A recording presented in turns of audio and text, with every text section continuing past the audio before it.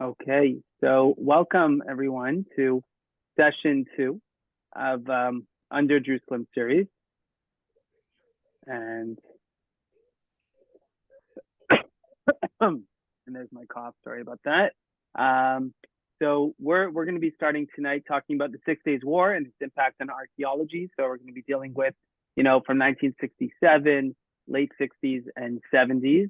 And last week, just to have a 3-minute recap, on Christian Zionism, 1867 to 1967, really we spoke about the very beginning, the very first digs in Jerusalem, in biblical archaeology.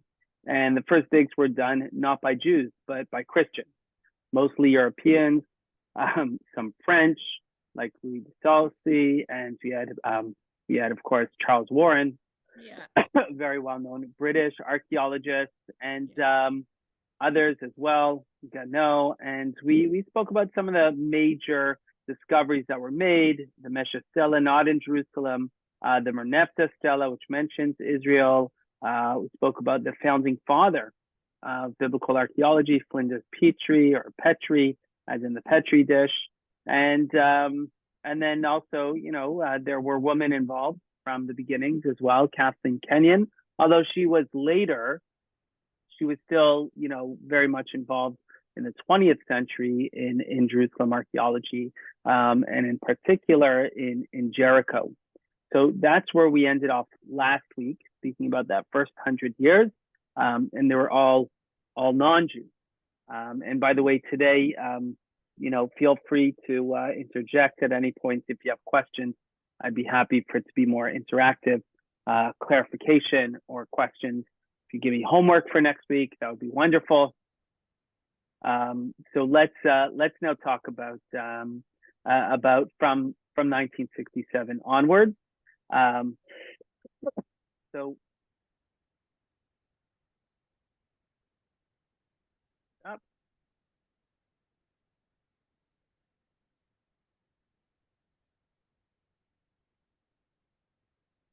So the evening that the old city was redeemed, and we know this famous Harabait Biadenu, right, in June of 1967. And, the mayor of Jerusalem at the time was Teddy Kollek. Yeah, Teddy Kollek, who's buried on Mount Herzl with Golda Meir and Yitzhak Rabin and all the other Zionist greats.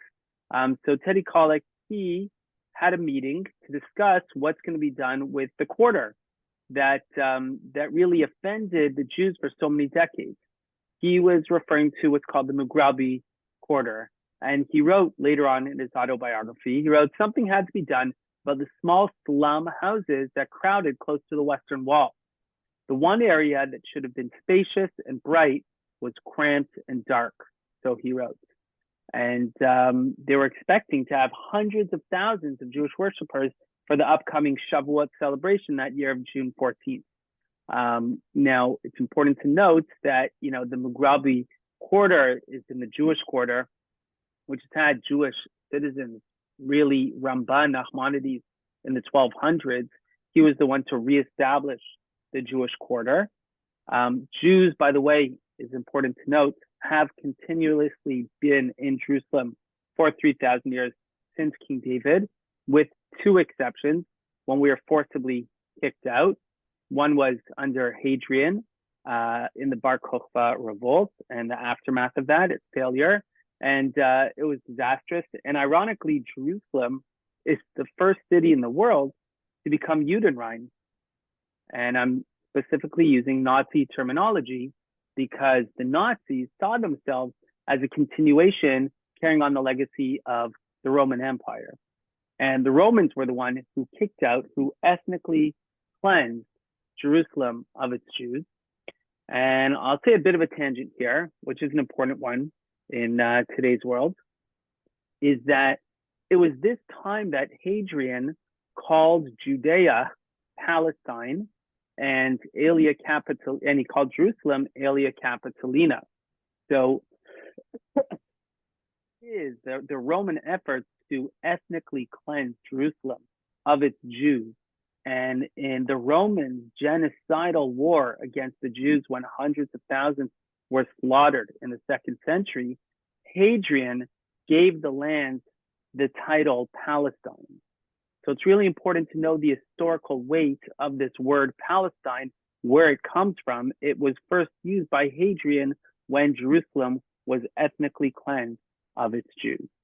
So that was the first time that Jerusalem did not have Jews in there. We were kicked out for a generation or so. And the second time was under the Crusades. And during the Crusades, what they did was when the Christians came in, they brought all the Jews together of Jerusalem into a synagogue and they burned them alive. And so Jews were not in Jerusalem as well for a few years, a few decades.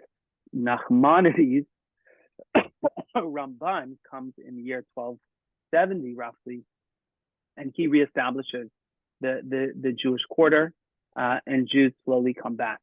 And so Jews were in the Old City. And in the 20th century, in the Ottoman period, they start using the Mugabi area right next to what is the Cotel, and there are Arab Muslim homes set up there. So there were Muslims living there for a few generations, all within the 20th century. And in 1967, after the Jews lost in 1948, and Jews were kicked out of Jerusalem then as well for the third time, although Jews were in West Jerusalem, but not in the Old City. So it was the third time in the Old City that Jews were kicked out. And in 1967, the Jews are back, as you see in this picture. And so Teddy Kollek is trying to figure out what to do with the Mugabi Quarter right next to the Cotel. You can see a picture over here. You can see what it looked like pre-1967. It's, you recognize what it looks like today, only this is a major difference. This whole area is the Western Wall Plaza today. I mean, this entire structure also does not exist anymore. All of it has been turned into either an archaeological excavation or a plaza. Although today under the plaza, there's archaeology to this day still being done in the area. So Teddy Kollek saw this opportunity, this narrow window, which would sweep away the entire neighborhood in just one night. So that night, they were very quick to move. An architect made drawings of what would become the Cotel Plaza that we have today. And there were about 650 Arab refugees that were taken out by Zion Gates that night, peacefully. That was symbolic, as that was the same gate that the Jews of the Jewish quarter of the Old City were kicked out in 1948. And the deputy mayor of the time said, this is settling of historic accounts, right? As the Jews were kicked out in 48, and now the Arabs of this area are also leaving that same gate. Israelis had been outraged to find that the Jewish quarter's 36 religious schools, their yeshivot, their places of worship, it was all destroyed when they came there after the Six-Day War. The quarter's Jewish heritage was systematically targeted in the aftermath of the 48 war by the Jordanians. Bulldozers plowed through the area, and despite the warning, some of the residents actually stayed, and there were in fact 4 Arab casualties on this night. The slum buildings that were there for a century were now bulldozed and flattened. Among the Arabs who lived there, in the early part of the 20th century, actually it was the 1930s, was a young Arab boy who grew up in the Mugabi section, and he later became the leader of the PLO, Yasser Arafat. He was raised in that neighborhood. The following year after this eviction, Israel paid a sum amount of a few $100s, which, we're talking 1968, which was significant in the Middle East, to those refugees. Some agreed to take the money and even thanked Teddy Kollek for doing so, while others refused. The raising of the Mugabi Quarter provided archaeologists now with a once-in-a-millennium opportunity to unearth the enormous area in the heart of the Old City. Despite the century of excavations, researchers had a tiny, tiny glimpse in this rare opportunity. And you can see over here, by the way, what the closer view of the Cotel and the Mugabi section. These were homes over here, and there's just that's the area that the Jews had in the early 20th century to access the Cotel. I mean, to me, it looks like we're talking about 15 feet, front to back, and there were Arab homes right there. What's interesting to note is that, I'm not sure if you can tell in this picture in the back, those are men. So there are, pardon? It was mixed. It was mixed, correct. It was mixed. The Western Wall was mixed. Does that mean that, like, has the Israeli Rabbinic Authority become more strict in Jewish law? And back then they were more, lax about it? Well, that might be true, but that can't be proven in the case of the Kotel, because the reason why there's no machitza, no separation of men and women, is because the Jews did not have a Jewish state yet. They had no authority to do so, and the Muslims did not allow Jews to put up any religious structure there. In fact, they did put a machitza, a separation, a divider of men and women sections in 1929. And that was the trigger event of the 1929 riot. Okay, so they weren't allowed to put up a machitza. What's also interesting to note of this picture here in the Kotel, and you can't see it so well in this picture, but you can find it elsewhere, is there's Hebrew letters on the Kotel. There are names, Yehuda and Sarah and Yisrael, and all these different names of people. Yehuda ben David and Moshe ben Yitzchak, and names of people. And you can only see it in pictures. I think today on the Kotel, if you look carefully, they may have kept one rock with these names, because it was a tradition for pilgrims who made it to the Western Wall to write their name on the rock. And can you imagine what a mess it would look like today with so many signatures on it? Today, I guess it was somehow switched to writing notes. But before the note taking, the tradition was to actually write your name on the Western Wall. This was a very important discovery. This was discovered already in Jerusalem pre-1967. There has been already several of these what's called Proto-Aeolic capitals. Okay, I'm going to click on a link to explain what these are. But these were discovered. They discovered shortly after 1967, but it wasn't the first. These large capitals, you can see the originals in the Israel Museum.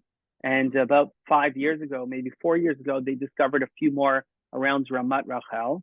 Now, capitals, the tall pillars, which are not so popular in architecture today, but in Roman architecture, it was very, very popular. You'd have these pillars, and then at the top, there was a unique design to all of the pillars.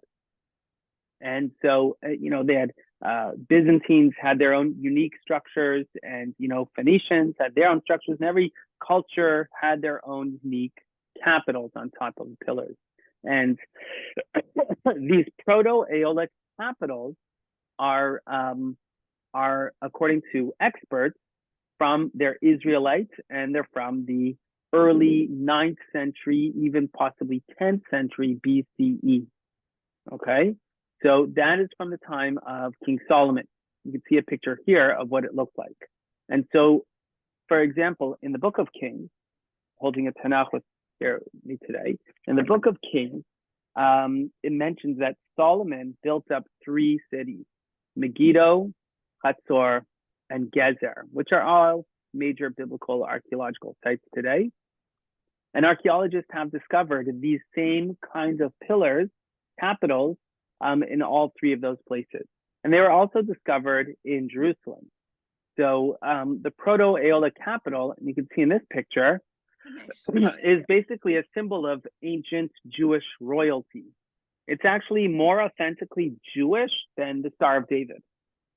Okay, and that's why it's on the 5 shekel coin.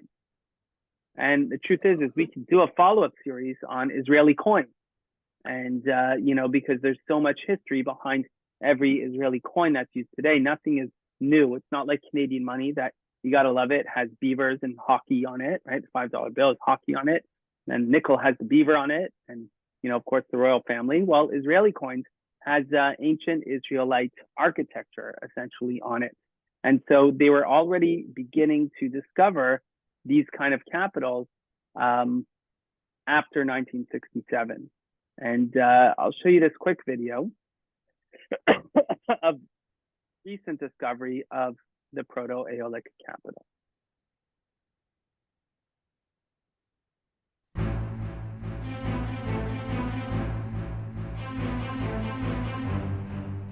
You can see the beautiful view behind me, the old city of Jerusalem from the promenade, known as Armon HaNetziv in Hebrew. In English, it's the governor's house.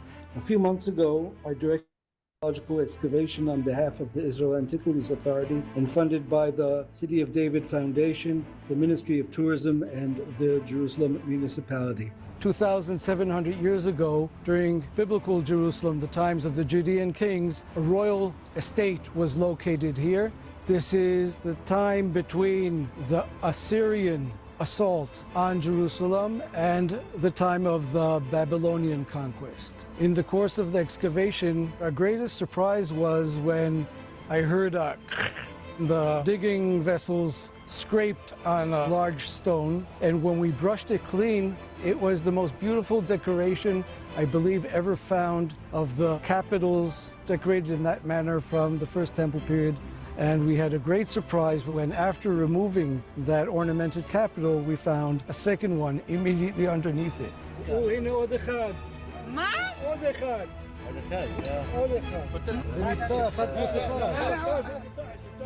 We're in the Israel Antiquities Authority storeroom. Here we have some of the examples of the most beautiful finds that decorated probably the patio or supporting a porch of a palace or a royal villa. I was so excited when we found them, I didn't sleep for 2 nights. The experts say that they are the most beautiful in their composition, in their execution of masonry and design. We're very lucky to have them preserved in this manner. We have mini capitals decorating a window, a base of a beautifully ornamented pillar. On top of it, we can put this decorative capital. The sill was on top of that. I would call that late Iron Age Windows operating system. And it's not by chance that on the 5 shekel coin, we have the impression of the capital just as found in these excavations. Something unique from the kingdom of Judea 2,700 years ago, imprinted on a modern coin in the modern state of Israel.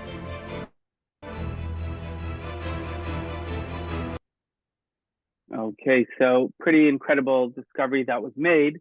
That was just from 3-4 years ago, but they've discovered several of these pre-1967 and post-1967. They also began to find more of these capitals. Okay, so this over here is Benjamin Meir, and he's Polish, and he was born in Poland, and he made Aliyah. He was in archaeology. He was already famous. He was doing work elsewhere in Beit Sharim in the Galil, if you've heard of that place, and other places in the Galil. He was president of Hebrew University. His brother-in-law was none other than Yitzchak ben Tzvi, who was the second president of Israel, and was also an archaeologist himself and an historian. And Teddy Kollek, who was the mayor, granted Benjamin Meir a license to dig and gave him 50,000 Israeli pounds grant, about $15,000 US today. Not so much, but it was a start. Meir couldn't get started right away. There was, of course, opposition. United Nations, we're talking 1967, 1968. There's already great opposition from the UN, the Jordanians, who before it was part of Jordan. And the greatest opposition was internal, of course. It was from the religious authorities. And who is he showing some of his archaeological work? This is at the southwest corner of the Temple Mount, which is very well known as the Davidson Center today. So this picture is in the late 60s, early 70s. Who's he showing here?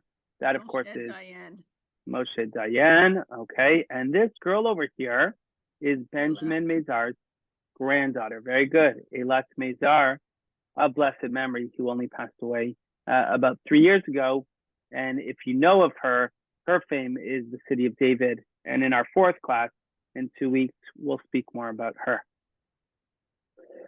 So the opposition came from the chief rabbinate at the time. This was the Ashkenazi chief rabbi, Rabbi Unterman, and this was the Sephardic chief rabbi of the time, Rabbi Nisim.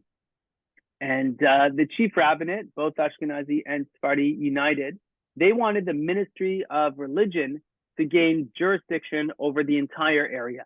They wanted to be a religious site. And the archaeologists saw this as an opportunity to learn about Jewish history, Jerusalem history, and they wanted to dig there. So there was this opposition. There was a battle taking place between the rabbinate and the archaeologists being largely secular. Today, there's definitely more religious Jews in archaeology in Jerusalem. Back then, it was almost entirely secular. So the prime minister of the time, Levi Eshkol, had to get involved. He granted the rabbis full control over the Western Wall area, but just south of it, the Southern Wall excavations, that is an area that is under the Antiquities Authority. Pardon? No, it's the city of David. City of David is separate right now. We're not talking about the city of David. There's a whole road, and that's a bit further out. I'm talking about right next to the actual wall of the Temple Mount. Oh. So the Western Wall Plaza, that today is it has the status of an Orthodox synagogue, and it's under the Ministry of Religious Affairs. That's the chief rabbinate. But just south of it is the Southern Wall excavation, and that's under the Ministry of Antiquities. And that's basically the archaeologists. So they are there. And that's, by the way, where today there are egalitarian services by Robinson's Arch, because the Antiquities Authority, they allow for any kind of religious services there, whereas on the Western Wall, it's strictly an Orthodox site. So you can't have the egalitarian services. Anyways, Benjamin Meir had to obtain approval from the chief rabbinate to pursue his dream of excavating beneath what was the Mugabi Quarter. They opposed it. They were worried at the time, 1967. It was a very, very special time. And they thought that temple treasures are now going to be discovered, including the Ark of the Covenant. And that's something that can't happen until the Messiah comes. So it was their messianic belief that they felt unready for, that was preventing them from giving the archaeologists permission to dig. Within just 2 or 3 years of the 6-Day War, the first major discovery was made. And Benjamin Meir and his team, they discovered this stone inscribed with the Hebrew words that says, Lebeit Hatkiya Lehach, right? So he recognized the Hebrew, and they came to realize that the word that's cut off it must be Lehachri, which translates as the place of trumpeting. And there is a Mishnah in the Talmud, in Masechet Shabbat, that talks about the 3 blasts of the shofar that would take place on Friday afternoon to prepare the city for Shabbat. So unlike today, people have their phones and they're always on top of the time. Back then, they looked at the sun and they got a sense of the time, but it was very rough. And so, the shofar would be blasted on the Temple Mount. I can't recall the exact times, but maybe an hour before sunset. And then that's when the markets would know that it's time to close. And then a second time, maybe a half an hour. I'm not reading from the Mishnah right now, but just to give you an idea, that people should start going home and getting ready. And then that last final shofar blast, and that would be, time to light the candles. And today in Israel, they do have something similar where they don't have the shofar blast, but they have music often that's being played, or they have sirens that are being played at that time. So here you could actually see the video, and no need to listen to the audio here, but just to see the size of it. And it could be, I don't know if any of you have visited the area and seen this. The original is in the Israel Museum. But you can see that the whole excavated area over there. But when I'm there and I'm guiding families, usually, if I'm with an educated family where the kids go to a Hebrew day school, I'll choose the youngest kid who's able to read Hebrew. I'll ask him to read that, and I'll ask the family afterwards and say, what is the greater miracle? The fact that we're walking on a 2,000-year-old road in Jerusalem by the Temple Mount, the fact that we've discovered ancient Hebrew, or the fact that 2,000 years after the inscription was written in the year, let's say 2024, there are still Jewish boys and girls who can read this language, this ancient language, which cannot be said for most languages that were used 2,000 years ago.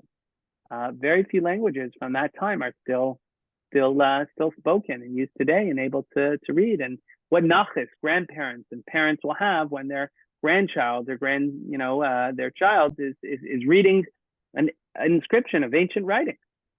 So it's always a very meaningful time to read that passage. So you can see over here an artist's depiction of what it would look like when the shofar was being blasted at the corner of the Temple Mount. This was an incredibly exciting discovery, evidence of the temple, evidence of Jewish practice from 2,000 years ago and beyond, and Hebrew writings, evidence of Jewish presence in the old city against Arab and United Nations opposition to all of this, right? And you could see over here, they found more Hebrew writings, and that could be seen today. I'm going to open up the Tanakh. That's a pasuk from the end of the book of Isaiah, from Samech Vav, which is 66. And Isaiah has a messianic vision. I'll read the Hebrew, then the English. And Isaiah the prophet says, "Uritem v'sas libchem v'atzmotechem kadeshet tifrochna v'nod'a yad Adonai et avadav v'za'am et oivav." So in English, the verse that you could see in that picture that was inscribed says, "You will see and your heart will exalt, your bones will flourish like grass. The hand of Hashem will be known to his servants, and he will show anger to his enemies." The question is why is this passage of the entire Tanakh, of all passages in the Bible, why is this one written on a stone on the Temple Mount? And the answer is nobody knows. Nobody knows why it's there, but there are theories. And the theory, the narrative, the story that people like to say is that perhaps it was messianic graffiti that was written, because it is known that in the year 361, after the Romans destroy the temple, after the Romans convert and become the Byzantine Empire, there's a short period of time where there's somebody by the name of Julian the Apostate, and he was anti-Christian. And he granted the Jews permission to rebuild their temple. Okay, this is one of the unknown facts in Jewish history, that there was permission to rebuild the third temple by this Julian the Apostate. How much building was done, we don't really know. But what theories have come out about this messianic writing is that perhaps there was a messianic fervor. People believed the Messiah was coming. This is the end of the 4th century, and that passage was written then. Even if it's not true, we know that it's Hebrew, again, the same language that's spoken today, the national language of Israel. And when we dig in Jerusalem and we uncover the Hebrew language, whatever the context may be, and we don't really know, it always, of course, brings evidence that the Jews, the Hebrews, were there in the land, in Jerusalem, hundreds and even thousands of years ago. Golda Meir visited the area. Yeah, did you want to say something? Yeah, I'm wondering when the Hebrew language was created. I thought it was a fairly recent thing. Well, maybe you're referring to modern Hebrew. Yeah. Modern Hebrew that's Eliezer ben Yehuda. And he was a Zionist who, in the early 20th century, he brought back Hebrew to be a spoken language. but Hebrew was always the book of the Bible. Hebrew was always the book of Jewish prayers, of the Siddur. And Hebrew was once the spoken language of the Jewish people. So it was never forgotten. It was always, Jewish people were always literate in Hebrew through religious texts, but they just weren't speaking it in, the shtetls. It was Yiddish, which was Hebrew based. We're talking 1600s or what, 1700s, but you're talking 2000 years ago, right? Yeah, absolutely. Again, at this time, Hebrew was not the spoken language. Aramaic was the spoken language. Latin was starting to be a spoken language. Greek, there were many languages, depending on which century exactly we're talking about. But Hebrew was always a written language, and it was a language that Jews read and wrote. Because if you look at the letters, some of them are familiar. There's one that isn't. That the third one from the top. Yeah, what is that? Well, again, we're looking at an etching that's so old. That's an aleph, but it doesn't quite look like an aleph. And there could be something to what you're saying. I'm not sure if it was written that way originally, or if it's just roughed out over the years. But the word is viraita. But you're right, it doesn't look like an aleph that we have today. So it could be that, that the letters were slightly different that time, or it could be that we can't recognize the entire letter because, there's been wear and tear. No, just wondered if there's a mix of Aramaic and Hebrew letters. Aramaic letters, Aramaic was the Hebrew letters though. Like the Talmud is written in Aramaic, but the letters are still Hebrew. This is a passage from the Tanakh, so it's going to be pure biblical Hebrew. Anyways, Golda Meir, who was up and coming political leader, already well established at this time, but we know she's going to be the prime minister soon. But we're talking about in August 1967 already. She comes to visit the area, and so does David Ben Gurion, and they come here and they are ecstatic. There's media attention. They're calling this very holy work, and this is the most spiritual excavations ever conducted in Israel. So already, post 1967, one of the great wars of the 6-Day War, one of the great miracles, was also just uncovering ancient Jerusalem at this time. Sorry for my coughing. This is Robinson's Arch. We spoke about Edward Robinson last week, who was the American explorer who discovered the area. This is what the area looked like in the late 19th century when he discovered just this bulge sticking out of the rock. Who would notice such a thing? Nothing, just a bulge of rock, and you can see that's ground level, okay? And this is what it looked like. It's that part of the stairway, okay, that went down when there was a temple. It was one of the main entrances to get up to the Temple Mount. So the Israelites would go, they would purify themselves in the ritual bath and the mikvah, and they would go up these stairs and they would have their spiritual experience to serve God on the Temple Mount.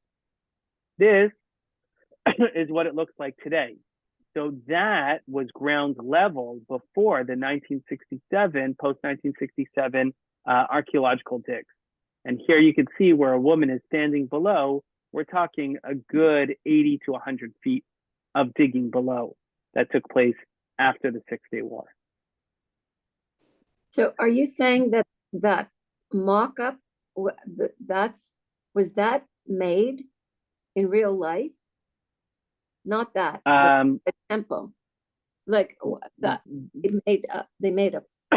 This is an artist depiction of what it looked like when there was the temple. Yeah, it doesn't exist today. There are models where you could see models what it looks like. This is what it looks like today when you're on site. Right. And you could walk like in this picture this woman is doing over here. That's a road with shops in front of it from the time of the temple period. And everything I was talking about before, the Hebrew inscriptions are all found in this tiny little area And if you're to walk in that direction, which is north, you're at the Western Wall, the Cotel. So this is the southwest corner of the Temple Mount. So what was Jerusalem tourism like before the Old City, pre-1967? I don't know if anyone heard stories of relatives or perhaps visited themselves Jerusalem pre-1967. So my mother was born and raised in Toronto. She went in, I think maybe 63 or 64. She went to visit Israel, and she told me that she was taken to this site, and this was the closest where they could get a glimpse of the Western Wall. Now you can see in this picture, that's the Dome of the Rock, okay? And it could be that the greenery today, this picture was taken, recently, that there's a lot more greenery and shrubs blocking the view. But right over there, you would have seen the Western Wall, and you'd really need to bring binoculars, and that was the closest that Jews could get to see the Temple Mount by seeing the Dome of the Rock over here. This is the Mount of Olives. Does anyone know where this picture was taken, where Jews would go to be the closest access between 1948 and 1967 of the Temple Mount? Was it the United Nations building? I know what you're talking about. That's further away. This is a lot closer. That's the Armona Nativ area. Very beautiful view of the Old City, but this is even closer.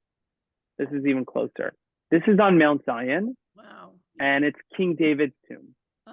Is it actually King David's tomb? Well, no, not if you ask any.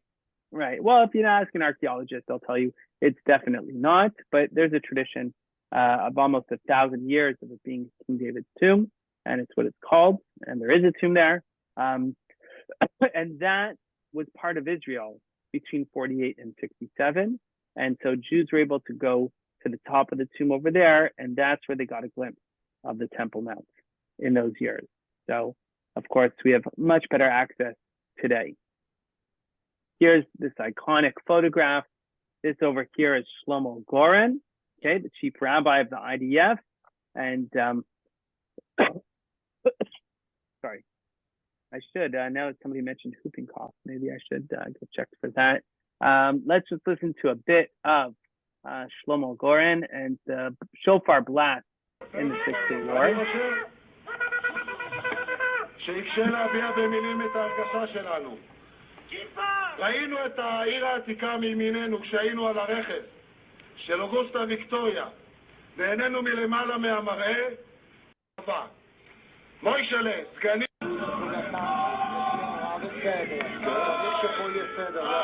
טוב, אבל אני רוצה לדעת, מה יש? מותר לדעת.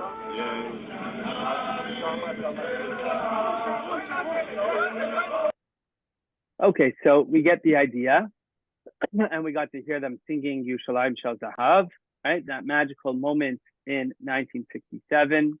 So let's talk a bit about Shlomo Goran, Rabbi Shlomo Goran, who was after Rabbi Unterman. He was the next chief rabbi of Israel in 1967. He was the chief rabbi of the IDF. So when he became the chief Ashkenazi rabbi of Israel, he was bitter. When he was even just with the IDF in 1967, he was very bitter that the Temple Mount was left in the hands of Muslims. This was General Moshe Dayan, who was the Minister of Defense, and he saw it as an historical site of commemoration of the past. Whereas Shlomo Goran, he saw it as a place for Jewish prayer. He hoped to avoid, Moshe Dayan didn't want to ignite a wider holy war. So in protest, Rabbi Goran, he organized Jewish prayer on the Temple Mount in August of 1967, which resulted in a riot. He supported archaeological digs for what is today known as the Western Wall tunnels, which is north of the wall.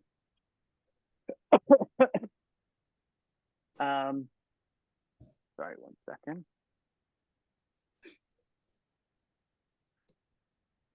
Okay.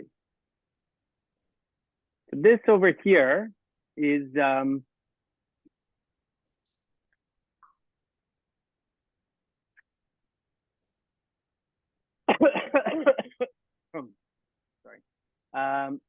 this over here is Yigal Shilo, and Yigal Shilo is the top archaeologist for this area over here, which was mentioned a few times, and that is the city of David.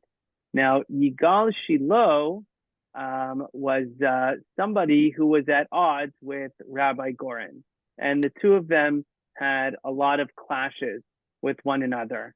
Shlomo Goran, who was at the time the chief rabbi of Israel, and Yigal Shilo, who was appointed to be the top archaeologist of the city of David. So Rabbi Goran, they supported excavations at the Cotel tunnels, and we'll talk about that. But there was a lot of tension between the two regarding the city of David. We'll get back to that shortly.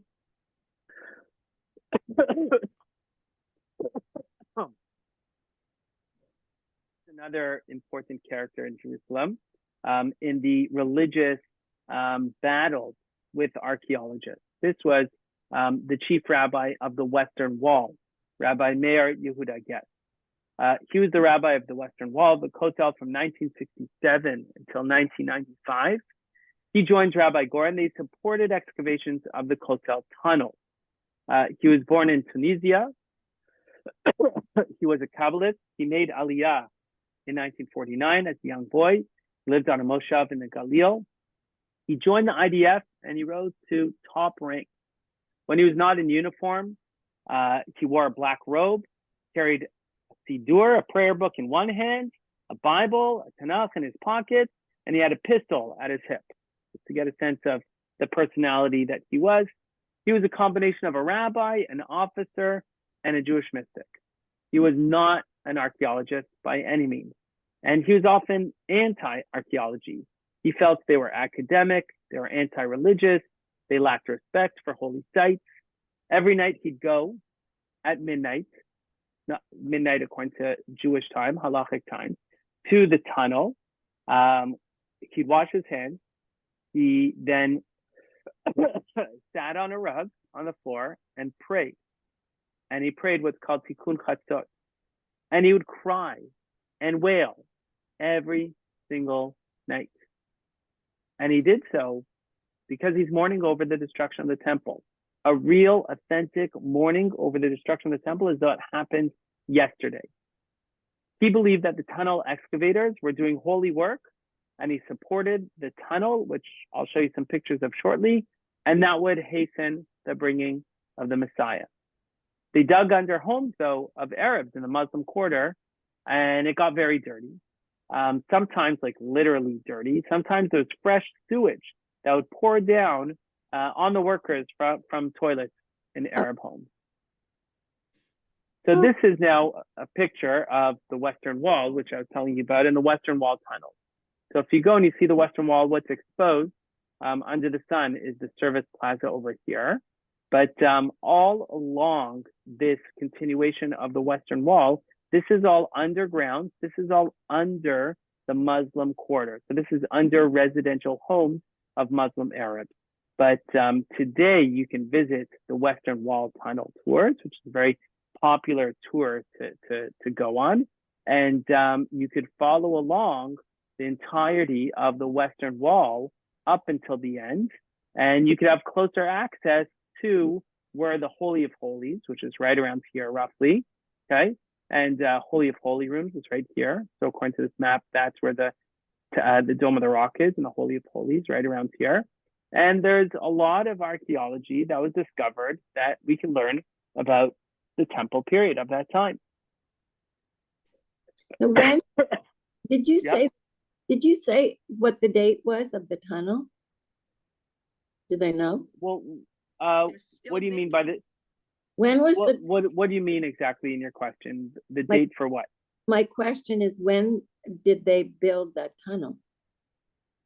Oh, so really it's because that's a good question, and there's no short answer to it because we're talking about 2,000 years of building here, right? I mean, the wall is Herodian, so that's 2,000 years old.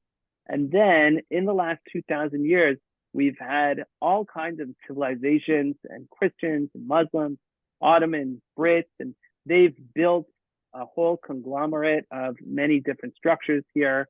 There was never an actual tunnel built for the sake of being a tunnel. It's just kind of something that was preserved, and there was never like a time period that a tunnel was built. Okay, you're looking at certain rocks and stones and buildings from all kinds of different periods. But more recently, and we're going to talk about this next week, in the 1990s, the Israeli government decided to open up these walls for tourists, the tunnel for tourists. That was in the 1990s, okay? And that was explosive in many ways, and that we're going to talk about next week. This is the closest access that one has to the Holy of Holies. Okay, that's where Rabbi Getz would go, and he would wail and he would cry, okay, when he was there. And by 1976, after nearly a decade of hard work, cutting through the mud, the sewage, the stones, they encountered a break in the smooth line of stones along the western wall. So in 1976, archaeologists were already discovering this tunnel system, and it leads to the noble sanctuary. So they found this area that leads to close to where, just below the Dome of the Rock. Scholars believe the gate was built by Saladin, the great's brother, in 1193. And in 1170s, there was a German pilgrim who visited this noble sanctuary and described a set of stairs leading from near the Dome of the Rock into a cistern, and explored near here by Charles Wilson, that we spoke about last week. The gate is the most important of all gates because it's the nearest one to the Holy of Holies, says Bahat, Ben Dov's successor in the tunnel. That's what we're looking at now, and it's closed off. But in the 1970s, there was actually access to go closer to where just below the Holy of Holies once stood. And what's so special about the Holy of Holies?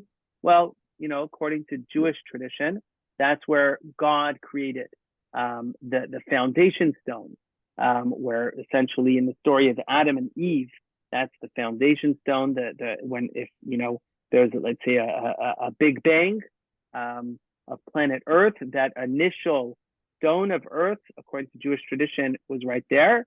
And whatever that means scientifically, to be honest, I'm not sure. But symbolically, what it means religiously means it's really essentially the center of planet Earth, the center of the universe. This is where the binding of Isaac took place, where Abraham took Isaac in the famous story and almost sacrificed his son. It's Jacob's dream of the ladder. Jacob's ladder took place there. Solomon's temple all stood there. So it's the holiest site to Jews, but you could see a picture over here. To Muslims, it's where they believe that Muhammad went on a miraculous journey from Mecca to what's called Al-Aqsa. Al-Aqsa is mentioned in the Quran as Arabic for the farthest place. So where is this farthest place? Well, after Muhammad, in the year 691, the Muslim Caliphate, which already ruled over Jerusalem, recognized the Dome of the Rock as, it wasn't the Dome of the Rock then. It was a church. It was a Byzantine church at that time. And they recognized that area as the Al-Aqsa in the Quran. And this must be the place where Muhammad set foot when he went on a journey up to heaven, where he met the earlier prophets and whatnot. So it later, in 691, which is 60 years after the death of Muhammad, became the third holiest site to Muslims, after Mecca and Medina, both in Saudi Arabia. Okay. Is that picture? Pardon? Okay. That picture on the top, is that a Rembrandt? Yeah. This on the top, that's Michelangelo. It's in the Sistine Chapel. That's what I mean. Yeah. Yeah. Is that in the Vatican? Yeah, it's in the Vatican. Okay. Yeah. I wanted to go back to this picture before and just talk about the city of David and Yigal Shilo and what happened over there. So in 1981, and these stories are all happening around the same time, Yigal Shilo, the archaeologist, he started excavating in the city of David. Shilo was a former Israeli paratrooper. He continued doing the work that Kathleen Canyon, who we spoke about last week, worked. And recently she had passed away. After 3 years of digging, his work became very political. Word spread amongst religious Jews that Shilo's dig uncovered some late medieval Jewish cemetery, and more than 100 religious Haredi protesters gathered to demand a halt to this dig. There was a riot in Mea Shearim. They were blocking roads, they were hurling rocks, they were overturning trash cans. Slogans like "Death to Archaeology" appeared on walls everywhere. There was vandalism everywhere. They even went to Herzl's grave and they vandalized his grave and said, "Why don't you dig here?" So Shilo insisted that his team found no human remains whatsoever. Haredi demonstrators showed up daily in the city of David.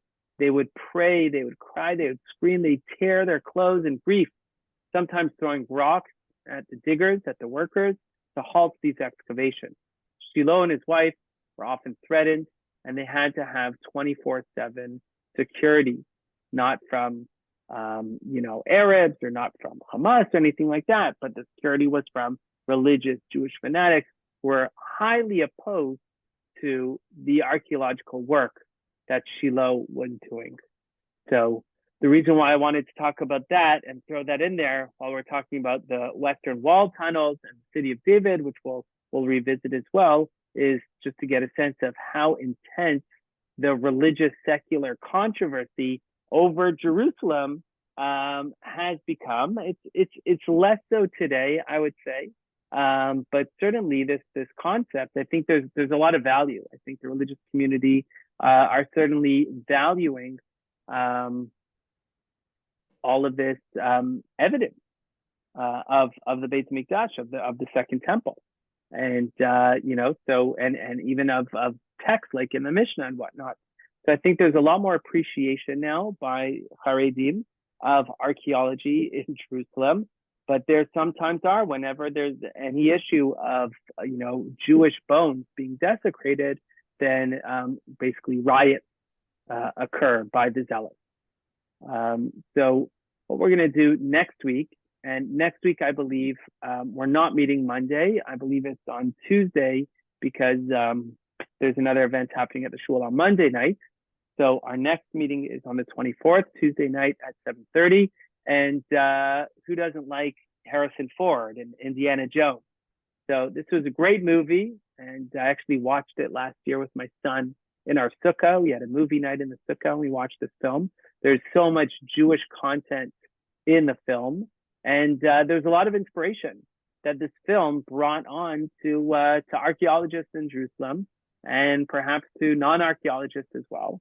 And that's going to be on Tuesday night. So I'm looking forward to seeing all of you, and have a wonderful week.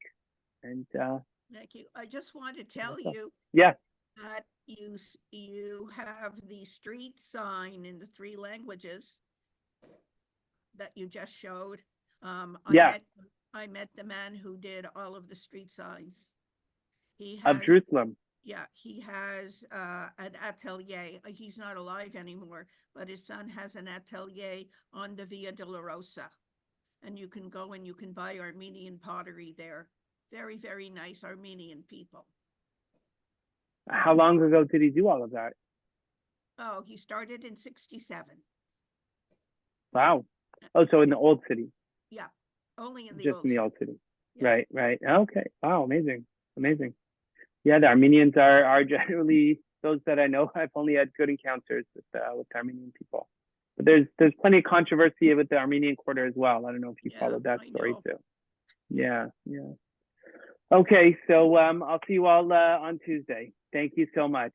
Nice to meet you guys. Hope your cough is better. Yeah. Thank you. It's excellent. Thank you. I enjoyed it.